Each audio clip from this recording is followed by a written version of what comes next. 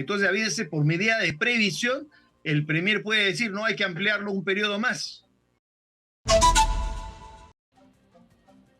Buenas noches, Pedro. Buenas noches, Catiusca. Encantado de estar en el programa.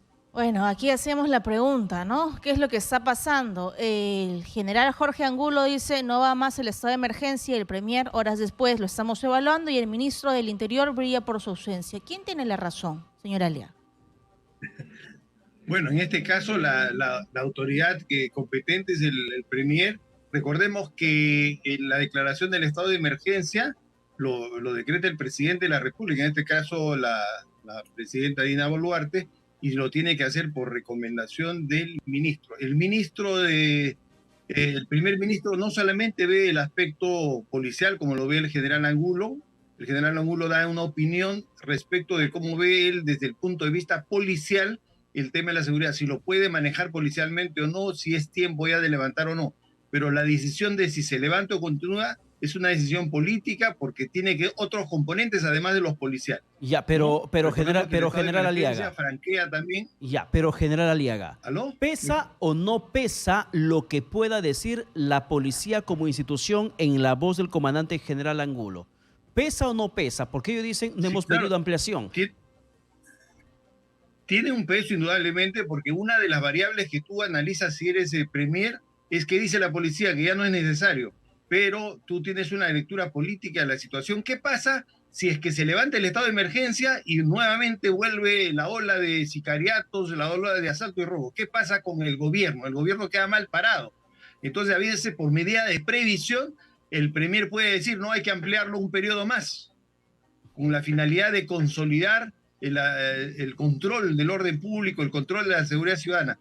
Esa es una lectura que no tiene el comandante general, pero que sí debe tener el Premier. Por eso que lo que debía haber dicho el comandante general es simplemente que a nivel de la policía se considera de que esa medida se puede levantar y que la decisión en todo caso le corresponde al gobierno, ¿no? La decisión política. Así es, y nos preocupa lo que viene después. Porque es la policía la que va a ejecutar el estado de emergencia. Y si se amplía, entonces, ¿cómo queda el señor Angulo? Queda muy mal parado. Entonces, yo creo que el general Angulo ha dado una decisión técnica desde el punto de vista netamente policial. Ese es su espacio. No debemos darle una lectura mayor porque no le corresponde. La lectura política, en todo caso, la debía dar el ministro del Interior o el Premier.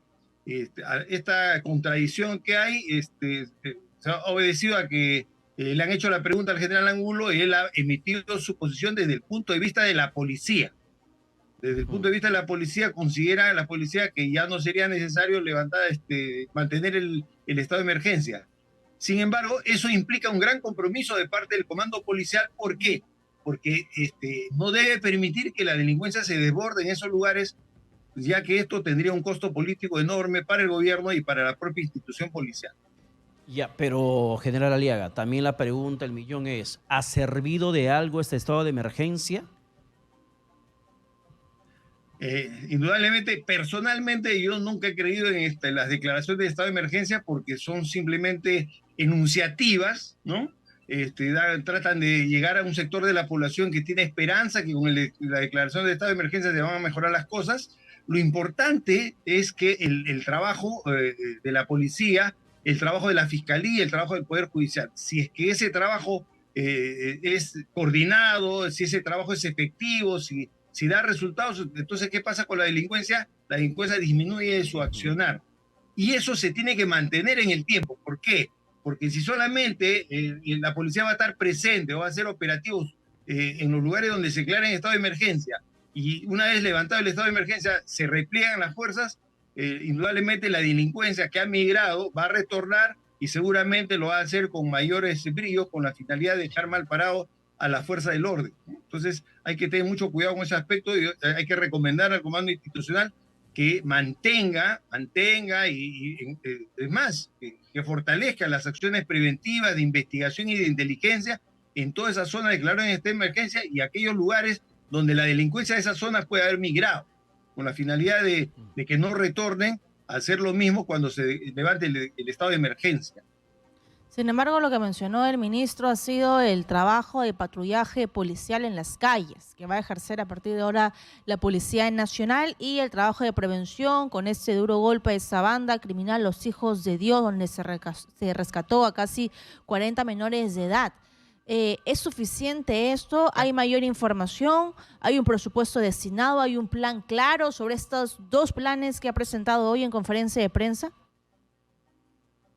No, indudablemente nosotros vemos que hay un sesgo de parte del Ministerio del Interior y del Comando Policial por ir un poco más al tema preventivo, ¿no? De repente debe ser por la formación que ellos tienen, que procedentes de la Guardia Civil. Sin embargo, también hay que considerar que la prevención es importante, pero no es suficiente. Se requiere complementarla con trabajo de investigación de policía secreta y con trabajo de inteligencia. Nosotros estamos viendo las capturas que hace la policía de la DIRINCRI, de las unidades especializadas, previo trabajo de inteligencia, que son golpes fuertes, contundentes a las cúpulas de las organizaciones criminales. Ese es el camino que hay que seguir. Hay que trabajar paralelo, prevención, investigación e inteligencia. Eso es lo que tiene que hacer la policía. Por otro lado, hay que pedir pues la colaboración de la Fiscalía, del Poder Judicial, para que de manera rápida y efectiva sancionen a los infractores penales que son capturados por la policía. Claro, pero... Eso es lo que le correspondería hacer, digamos, a la policía, a la Fiscalía y al Poder Judicial. Pero, general Aliaga, lo mediático, la bulla se hace con el tema de la emergencia. Pero hemos visto cómo es que la policía, sin emergencia y fuera de distritos focalizados en el tema de emergencia, ha dado duro golpe a la criminalidad. Sin ese amparo de la emergencia por frente al tema de la inseguridad ciudadana. Entonces, ¿cómo complementar mucho más a lo que está mencionando usted en el tema de inteligencia, en el tema de las unidades de patrullaje a pie que el gobierno también anunció, que Katiuska lo acaba de recordar? ¿Cómo más complementar esto y para dejar de estar mencionando una estrategia fallida a todas luces? Porque la criminalidad no ha bajado en San Juan del Lurigancho, no ha bajado en San Martín de Porres y la gente lo percibe como tal. ¿Hacia dónde tendría que apuntar el gobierno para mejorar realmente esa sensación y esa estrategia frente a la criminalidad? Te lo digo de manera sencilla, Pedro. Con prevención, tú no mandas a los delincuentes a la cárcel. La única forma de mandar a los delincuentes a la cárcel, de sacarlos del mercado, es con investigación y con pruebas. Si tú vas a solamente trabajar con patrullaje, con motos, vas a darle sensación de seguridad a la población, te van a ver, pero los delincuentes no son tontos. Los delincuentes observan que hay presencia policial, en ese momento no hacen nada, esperan que la policía se retire para poder actuar, o en todo caso se desplazan a otros lugares donde no hay policía. Entonces la delincuencia no desaparece con la prevención. La delincuencia migra, la delincuencia cambia de horario con la prevención. La única forma de sacar de circulación a los delincuentes es mediante trabajo de investigación e inteligencia. Por eso es que se le ha recomendado, no ahora, desde hace tiempo, que la estrategia de la policía tiene que ser prevención, más investigación, más inteligencia, de manera coordinada, de manera complementaria y de manera efectiva. Esa estrategia no se observa, no se ve. Estamos viendo esfuerzos aislados de unidades de investigación que dan golpes, buenos golpes por ahí, pero no son suficientes porque la delincuencia es mucho más grande, tiene más presencia y se requieren más efectivas, se requieren más unidades de investigación, más unidades de inteligencia, y por otro lado, la presencia policial tiene que ser mejorada en cuanto a los sistemas de patrullaje, ¿no? Hay una variedad de sistemas de patrullaje que se tienen que implementar con la finalidad de optimizar la presencia policial, y no solamente la presencia, sino la efectividad de estos patrullajes, que tienen que ser patrullajes de intervención, es decir, esos policías tienen que ir patrullando, pero al mismo tiempo ir reconociendo delincuentes, ir interviniendo a los delincuentes con la finalidad de sacarlos de circulación. Encontrarles pues en posesión de armas, de explosivos, de cartas, de mensajes extorsivos, o aquellos mensajes que utilizan ellos para combinar a sus víctimas al pago de cupos. Existe otra situación que es muy importante en el país, y es que mañana, 9 de enero, se cumple un año de las movilizaciones ocurridas en Puno, en Juliaca, donde 19 personas perdieron la vida, y se anuncia una gran protesta, una gran marcha, movilización, un pequeño recordar de lo que pasó. y el general Angulo ha dicho que no van a enviar policías de Lima hasta la región de Puno. ¿Eso qué significa? ¿Podría ocurrir un problema si hay algún tipo de conflicto entre los policías de allá y los manifestantes? Entiendo que ya la región Puno ha sido fortalecida, ¿no? Se le ha remitido los contingentes policiales necesarios para poder hacer frente a cualquier situación. Los policías que están allá conocen a su gente, conocen cuáles las costumbres, el modo de actuar de la población de Puno, y son los que mejor pueden ellos planificar y prever las acciones policiales más adecuadas, más atinentes. De tal manera que si el comandante general ha hecho esta declaración, se entiende de que el número de efectivos que tiene la policía en Puno es suficiente para controlar la situación. Claro, pero para evitar una situación de confrontación necesitas la inteligencia policial, que no ha funcionado en las protestas de finales de 2022, inicio de 2023, donde se registraron las muertes. En el caso particular de Juliaca, el 9 es una fecha de dolor, de duelo, porque se trata de 18 personas que murieron luego de los enfrentamientos con la policía. No es una fecha cualquiera, hay un duelo regional el decretado, pero todo eso surgió también porque no estaba funcionando la inteligencia policial. ¿Sabe usted si eso ya se mejoró?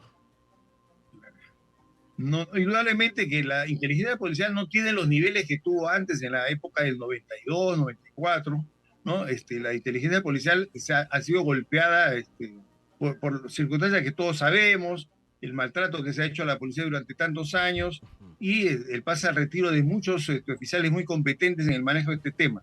Sin embargo, han tenido más de un año y la inteligencia actualmente tiene trabajando a la DINI, tiene trabajando a la DIGIMIN y tiene trabajando ahí a la DIRCOTE, a los agentes de inteligencia de la DINI. De tal manera que espero yo que la inteligencia que tenga actualmente la policía sea suficiente para poder determinar cuáles son las posibles acciones, quiénes son las personas que pueden participar de manera violenta y puedan tomar las acciones preventivas del caso. Entonces es lo que corresponde. Ya veremos si esto sucede o no sucede. Indudablemente, yo creo que a todos nos consta que la inteligencia policial ha estado muy venida a menos, y eso lo hemos visto de manera evidente en el caso de La Victoria, ¿no? Donde se levanta toda una población y la policía no sabía lo que iba a pasar. Y la inteligencia es eso, es tener la información y saber lo que van a hacer los delincuentes antes de que cometan ese acto. Bien, gracias a Kluber Aliaga, exministro del Interior, por explicarnos esta pequeña disyuntiva que tenemos aquí en el programa sobre lo que va a pasar con el estado de emergencia y quién es el que tiene, digamos, el poder para decidirlo. puede decidir. Muchas gracias. Muchísimas gracias, general Aliaga. Muchas gracias, Catiuca, gracias, Pedro. Bien, muchísimas gracias.